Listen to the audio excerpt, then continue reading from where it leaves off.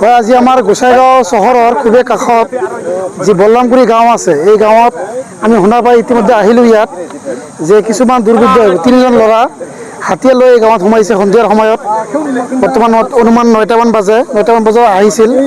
তো আমি আহি চালোঁ ঘটনাটো সঁচা। অলৰেডি হাতীটো স্পটতে আছে। গোসাইগাঁও আৰু হাতীটো পিষ্টলে দেখা পালোঁ আমি। এতিয়া হাতীটো কি নাম নাজানো।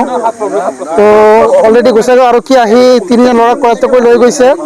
এতিয়া আমাৰ এটাই দাবী আমচুৰ ফালৰ পৰা যে এই ল'ৰাহঁতে কি উদ্দেশ্য লৈ গাঁৱত সোমাইছিল, এইটো তদন্তৰ দ্বাৰা ওলাব লাগে, ৰাজহুৱা কৰিব লাগে।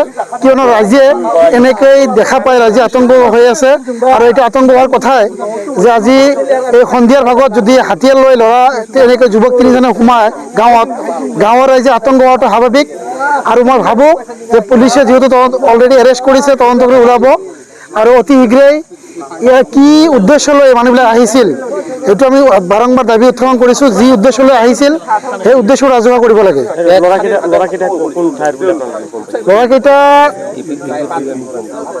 ল'ৰাকেইটা একচুৱেলি হিন্দী ভাষী হয় বুলি মই শুনিলোঁ।